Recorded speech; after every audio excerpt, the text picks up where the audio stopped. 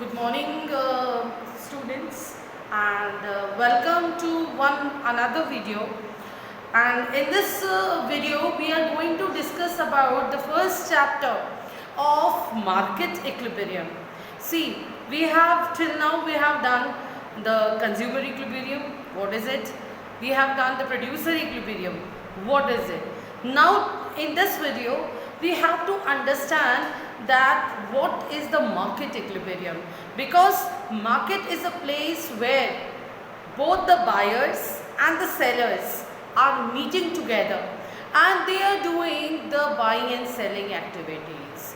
So market equilibrium is one of the most important chapter in this module. So what is a market?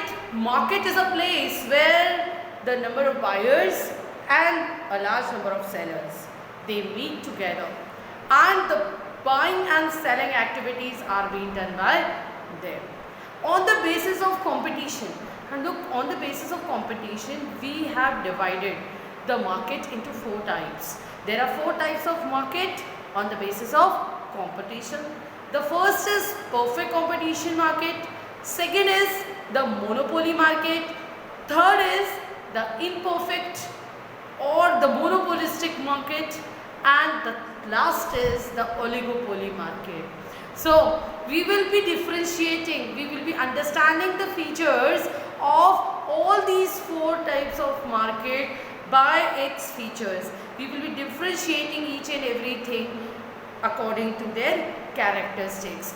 Her market की जो जो characteristics होती हैं उसके accordingly we will be differentiate करेंगे इनके features को कि हर market on the basis of competition कैसे एक दूसरे से अलग अलग होता है. How the market is one market is different from other market on the basis of their features. I hope it is being very clear to you. ठीक है, now we are going to study first यानी first difference.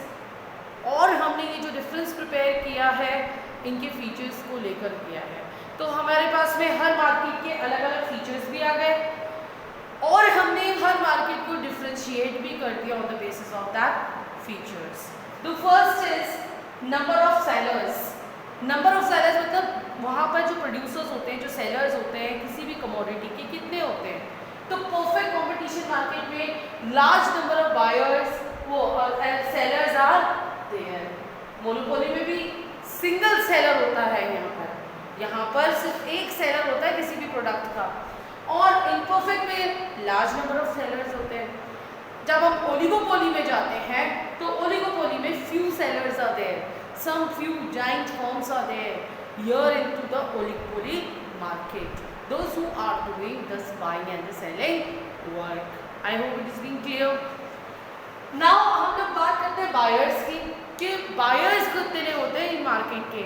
Obviously इन चार market के अंदर the number of buyers are very large.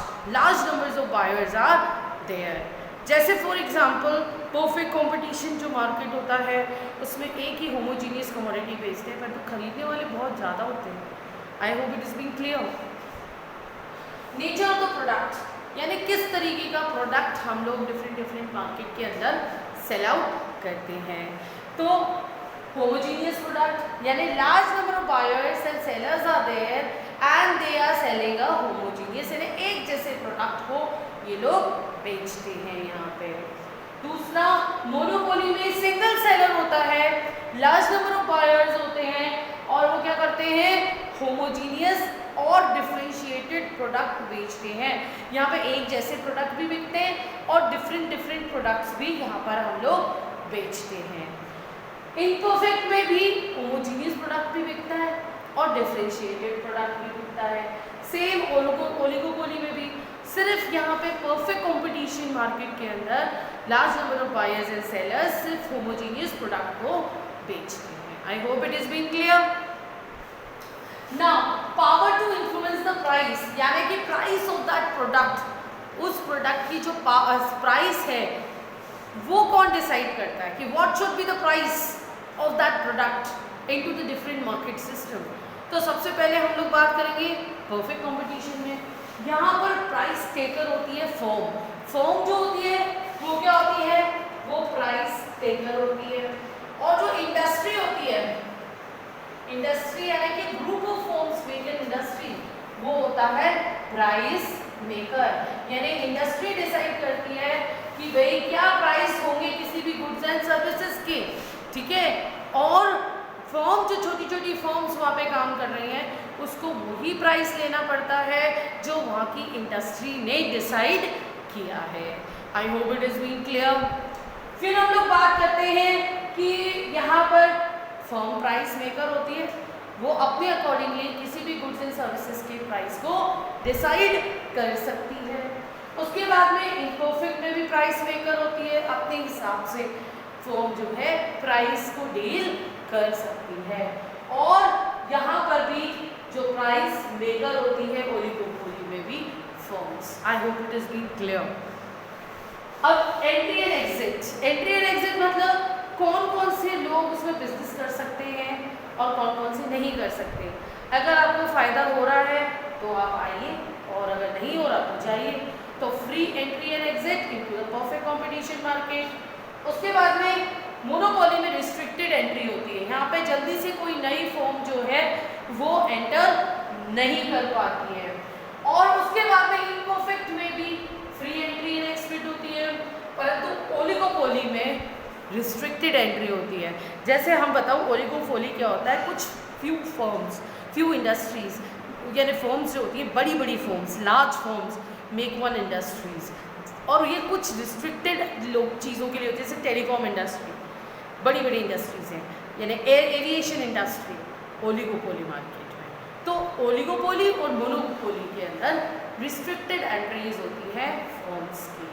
I hope it is been clear. जल्दी से कि नई फर्म उसके अंदर नहीं जा सकती। Okay, knowledge about the market condition, यानी मार्केट में क्या प्राइस चल रहा है, क्या क्वालिटी क्या है, कैसा प्राइस चल रहा है, इन सब चीज़ों की परफेक्ट नॉलेज होती है परफेक्ट कंपटीशन मार्केट के अंदर।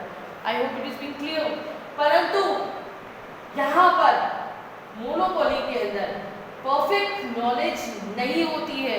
क्यों नहीं होती है? क्योंकि यहाँ पे सेम होमोजीनियस प्रोडक्ट यहाँ पे ये सेल आउट नहीं कर रहे हैं, यहाँ पे डिफरेंशिएटेड प्रोडक्ट सेल आउट कर रहे हैं। इसीलिए मोनोपोली के अंदर इनपरफेक्ट नॉलेज होती है।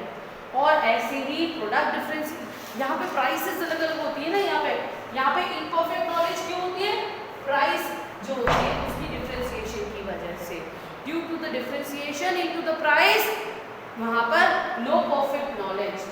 But imperfect knowledge product differentiation की वजह से होती है, यहाँ पे ड्यू टू द प्रोडक्ट, यहाँ पर प्राइस की वजह से इनपरफेक्ट नॉलेज हो रही है, यहाँ प्रोडक्ट की वजह से होती है। क्योंकि इनपरफेक्ट नॉलेज इसलिए होती है क्योंकि यहाँ पे सेम साइज, कलर, डिज़ाइन और क्वालिटी ये अलग अलग होती है हर प्रोडक्ट की। इसलिए हम लोग ढंग से मार्केट कंडीशंस का पता नहीं कर पाते इस तरीके के मार्केट के अंदर। फिर उसके बाद में imperfect knowledge in the oligopoly market. So these are the basic difference between these things. Now slope of the demand curve. देखिए डिमांड कर्व क्या होता है? डिमांड होती है the consumers are demanding from the sellers that we want this product, we want this product, ठीक है। तो वो जो डिमांड होती है इनटू दिस मार्केट्स, वो कैसे होती है? डिमांड कर्व कैसा होता है? इलास्टिक होता है, इनइलास्टिक होता है, परफेक्टली इलास्टिक होता है, किस तरीके का होता है? यानी प्राइस के बढ़ने और घटने से डिमांड कर्व के ऊपर क्या फ़र्क पड़ता है यहाँ पे? तो देखिए demand curve is perfectly elastic, elastic होता है। यहाँ प्राइस के कम ज़्यादा होने से कोई फर्क नहीं पड़ता, डिमांड तो उतनी ही रहती है जितनी है, कम ज़्यादा डिमांड यहाँ होती ही नहीं है।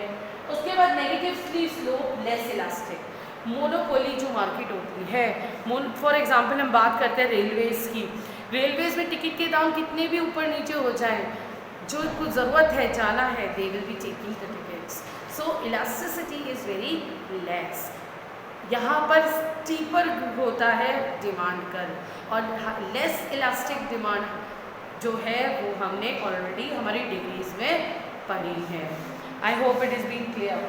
परंतु जो मोनोपोलिस्टिक होती है प्राइस के थोड़े से कम ज़्यादा होने की वजह से जो डिमांड में बहुत ज़्यादा फर्क पड़ता है, तो स्टीपर होता है, ये फ्लैटेड होता है डिमांड का, यानी कि with the increase and decrease of the prices the elasticity the demand is increasing और decreasing at its double rate. उसके बाद में यहाँ पर डिमांड कर्व इनडिस्क्रिमिनेट होता है, ठीक है। अब क्या कह रहा है, AR एंड MR कर्व, यानी एवरेज रेवेन्यू और MR मार्जिनल रेवेन्यू की क्या पोजीशनिंग होती है। परफेक्ट कंपटीशन मार्केट के अंदर AR जो होता है वो MR के बराबर होता है और वो प्राइस के भी बराबर होता है, ठीक है। But in the monopoly average revenue is more as compare to the marginal revenue. Marginal यहाँ पर इम्परफेक्ट में भी और ओलिगोपोली में भी, इस तीनों के अंदर जो एवरेज रेवेन्यू है वो ज़्यादा होता है मार्जिनल रेवेन्यू से। But into the perfect competition market क्या होता है, ये दोनों बराबर। आई hope it is being clear. Selling cost मतलब प्रमोशन, एडवर्टाइजिंग, सेल्स प्रमोशन, ठीक है, ब्रांडिंग, ये सारी चीज़ें होती है, that includes the selling cost. यानी कि ज़्यादा से ज़्यादा सेल्स बढ़ाने के लिए ये सारी चीज़ें इंक्लूड करनी पड़ती हैं, तो उसको सेलिंग कॉस्ट कहते हैं। तो परफेक्ट कंपटीशन मार्केट में नो सेलिंग कॉस्ट, किसी भी तरीके की कोई सेलिंग कॉस्ट नहीं इंक्लूड होती है इसके अंदर, ठीक है, डज नॉट एग्जिस्ट। यहाँ पर भी रिक्वायर्ड ही नहीं है क्योंकि वो तो मोनोपोली मार्केट है, कोई उसका कोई सब्स्टिट्यूट ही अवेलेबल नहीं है मार्केट के अंदर, तो that is the reason why selling cost is not at all required here. यहाँ पर बहुत ज़रूरत होती है। Without promotion you can not sell the differentiated product, या प्रोडक्ट डिफ्रेंशिएशन होता है, तो प्रोडक्ट डिफ्रेंशिएशन की नॉलेज देने के लिए उनको ये सारी सेलिंग कॉस्ट इंक्लूड करनी पड़ती है। तो यहाँ पर बहुत सिग्निफिकेंट होती है सेलिंग कॉस्ट, यहाँ पे इंकर करना पड़ता है टू इंक्रीज द सेल्स। यहाँ पर ओलिगोपोली में भी सेलिंग कॉस्ट होती है। हर कंपनी आपने देखा होगा, एयरटेल है या जियो है या कोई भी कंपनीज है, ये अपनी सेलिंग कॉस्ट एडवर्टाइजमेंट्स करती हैं, ठीक है। Degree of the control of the price, यानी कि यहाँ पर इस फॉर्म में अगर वो बिजनेस करता है तो नॉर्मल प्रॉफिट उसको मिलता है। यहाँ पर सुपर नॉर्मल, नॉर्मल से भी ऊपर सुपर नॉर्मल प्रॉफिट मिलता है, नॉर्मल प्रॉफिट, और वहाँ पर सुपर नॉर्मल और नॉर्मल प्रॉफिट होता है। So these are the 4 differences between the monopoly, monopolistic, oligopoly and perfect competition market, and these differences are giving you the real picture of all the characteristics of the different types of market prevailing. I hope by seeing these 4 differentiated market according to the competition, you will be understanding the features of different types of market. In the next video, we will be trying to discuss about the equilibrium into the perfect competition market के अंदर equilibrium level कैसा होता है. I hope it has been clear. Thank you.